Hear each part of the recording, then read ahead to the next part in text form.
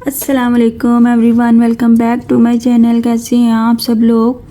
आज हम नया लेस का डिज़ाइन बना रहे हैं। बिल्कुल न्यू डिज़ाइन है और हमने न्यू लुक में बनाना है और आपने ज़रूर ट्राई करना है। ट्राई ज़रूर किया कीजिए और मुझसे भी शेयर किया कीजिए। किसी किस्म की कोई मुश्किल होती है तो आप मुझसे कमेंट बॉक्स में आके बात कर सकते हैं, पूछ सकते हैं।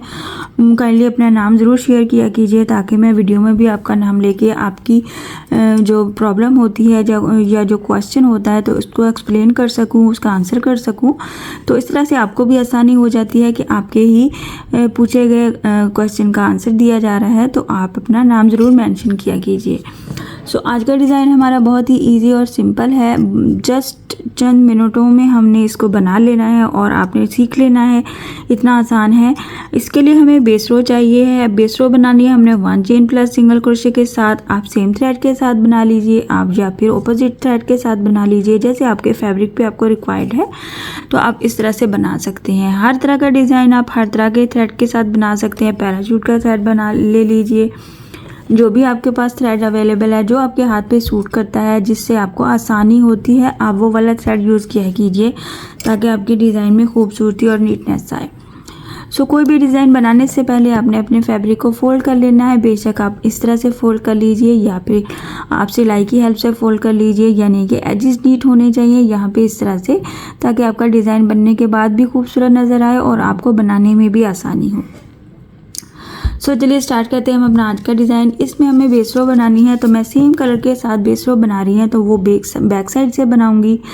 आपको मैं हमेशा गाइड करती हूँ कि सेम कलर के साथ बनानी है तो बैक साइड से स्टार्ट कर लिया कीजिए और फ्रंट से पलट के हम उसी के साथ कट किए बगैर थ्रेड को डिज़ाइन बना सकते हैं। लेकिन अगर आपको 2 टाइप्स के थ्रेड यूज़ करने हैं कलर्स, तो उसमें आप बेशक फ्रंट साइड से स्टार्ट कर लें और थ्रेड को ज़ाहिर कट तो करना ही है फिर, तो आप इस तरह से भी कर सकते हैं। तो स्टार्ट करते हैं हम अपना आज का डिज़ाइन सिंगल क्रोशे के साथ। सिंपल हमने स्लिप स्टिच ले लिया है। सिंगल क्रोशे के साथ हमने इसको फ्रंट साइड बैक साइड से अटैच कर लेना है और सिंगल क्रोशे बना देना है। इस तरह से 1 चेन लेते हुए 1 चेन के ही डिस्टेंस पे हमने इसको फिर से सिंगल क्रोशे कर देना है। Again 1 chain plus single crochet. इस तरह से आप अपनी बैक साइड पे फैब्रिक के बेस रो बना लेंगे। चाहे तो फ्रंट साइड से बना लीजिए, जैसे आपको इजी लगता है। 1 चेन का डिस्टेंस हमें उतना ही रखना है, बिल्कुल बैलेंस हो, खिंचाव नहीं आए कपड़े में, आपके फैब्रिक में, और ढीला भी नहीं हो। तो आपने बस एक दफ़ा जब बना लेंगे तो आपको आइडिया हो जाएगा।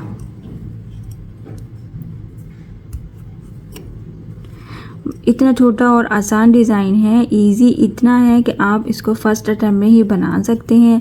पफ स्टिच मैंने आपको बहुत दफ़ा बनाना सिखाया है, उस पर सेपरेट वीडियो भी बनाई हुई है, क्योंकि पफ स्टिच एक ऐसा स्टिच है जिसके यूज़ करते हुए हम डिफरेंट टाइप्स के सैकड़ों डिज़ाइन बना सकते हैं और अपने डिज़ाइंस को न्यू लुक दे सकते हैं। अगर आप कुछ और डिज़ाइन बना रहे हैं, लेकिन अगर आप उसमें पफ स्टिच ऐड कर देंगे, उसको कहीं पे भी उसके आप बैलेंस करने के लिए या उसको डिज़ाइन की लुक को चेंज करने के लिए, तो आप बहुत खूबसूरत नई चीज़ बना पाते हैं।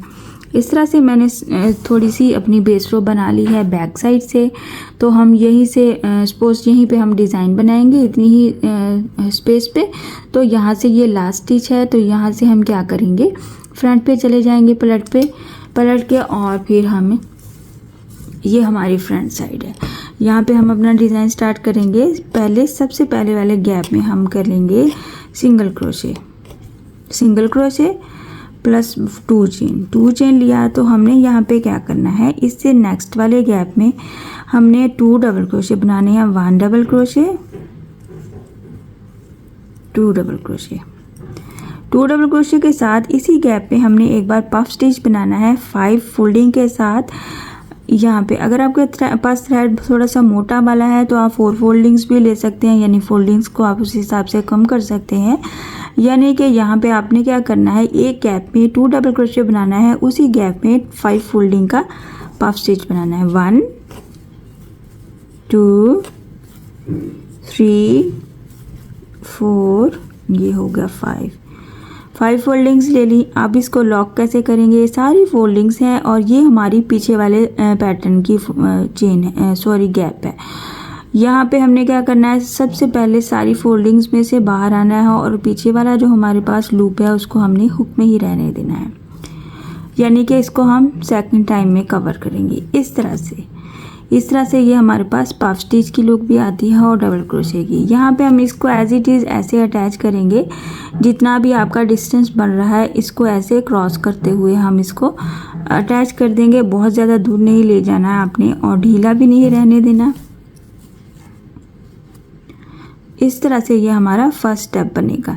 इसी को हमने रिपीट करना है, यानी कि यहाँ पे हम क्या करेंगे, यहाँ पे हमने इसको सिंगल क्रोशे कर दिया, जहाँ पे इसका गैप बन रहा था वहीं पे हमने इसी सिंगल क्रोशे के साथ 2 चेन ले लेना है। अगेन इसी पैटर्न को रिपीट करना है और उससे नेक्स्ट वाले गैप में हमने 2 डबल क्रोशे बनाना है। पहले 1 2 डबल क्रोशे प्लस 5 फोल्डिंग्स का पफ स्टिच बनाना है इसी गैप में। 1 2 2 3 4 5 फोल्डिंग्स, सारी फोल्डिंग्स को पहले कवर करेंगे और सेकंड अटैम्प्ट में हम पीछे वाले लूप को भी इस तरह से लॉक करेंगे। इस तरह से ये हमारे पास पफ स्टिच बनता जाएगा और यहाँ पे 2 डबल क्रोशे बनेंगे और सेम पैटर्न इसको सेम जगह पे जाते हुए जितना इसका डिस्टेंस बढ़ रहा है और बहुत ज़्यादा दूर नहीं जाना, बहुत ज़्यादा पास नहीं रखना, इस तरह से इसको हम पफ स्टिच के साथ कवर करते जाएंगे। एक बार फिर से बना लेते हैं, बहुत ही इजी और सिंपल है। जहाँ पे भी आपने इसको सिंगल क्रोशे कर दिया है, इसके एज पे हमने 2 चेन बना लिया है। वापस हम डबल क्रोशे बनाएंगे 2 टाइम, उससे नेक्स्ट वाले गैप में 1 double crochet 2 double crochet. 2 double crochet के बाद हमें क्या करना है, इसी गैप में 5 फोल्डिंग के साथ पफ स्टिच बनाना है। 1 2 3 4 5 और सारी फोल्डिंग्स को एक बार ही ऐसे लॉक करना है। फिर सेकंड टाइम में हमने पीछे वाले लूप को भी लॉक करना है और इसके अपने ही डिस्टेंस पे हमने इसको अटैच कर देना है, खिंचाव नहीं लेना है।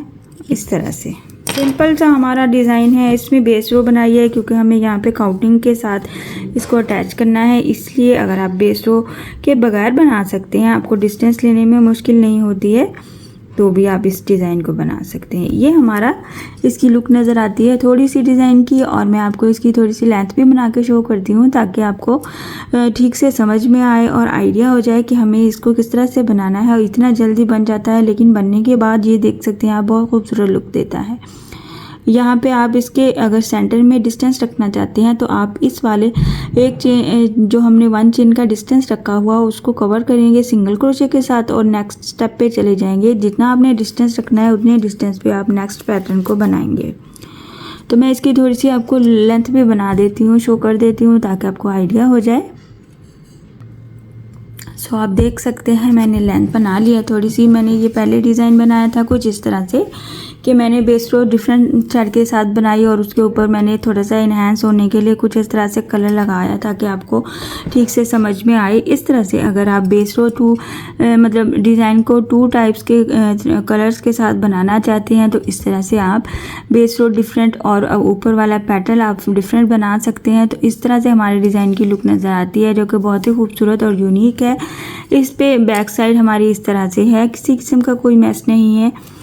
नहीं तो आपको जैसे हमने डिज़ाइन में बनाया है सेम पैटर्न के साथ भी अपनी बेस रो बना सकते हैं, सेम पैटर्न के साथ भी अपने डिज़ाइन को कंप्लीट कर सकते हैं। और इसके सेंटर में आप डिस्टेंस भी रख सकते हैं। बहुत ही सिंपल है, बहुत ही इजी है। डिस्टेंस रखने के लिए आप ये वाले जो एक हमारे पास 1 चेन का गैप है इसको स्किप करते हुए सिंगल क्रोशे करते हुए इसको स्किप करते हुए नेक्स्ट वाले में चले जाएंगे तो आप ये वाला पैटर्न फिर नेक्स्ट वाले में रिपीट करेंगे तो आपकी बेस थोड़े से डिस्टेंस में डिज़ाइन बनेगा। सो आई होप कि आज का डिज़ाइन आपको पसंद आया होगा और समझ भी आया होगा। आपको इस तरह के डिज़ाइन आप किसी भी तरह से बना सकते हैं और किसी भी तरह के फैब्रिक पे बना सकते हैं, इवन के वूल पे भी बना सकते हैं। छोटे डिज़ाइन होते हैं हम अपने दुपट्टे के 4 साइड्स बॉर्डर पे बना सकते हैं, अपने नेक लाइन पे भी बना सकते हैं।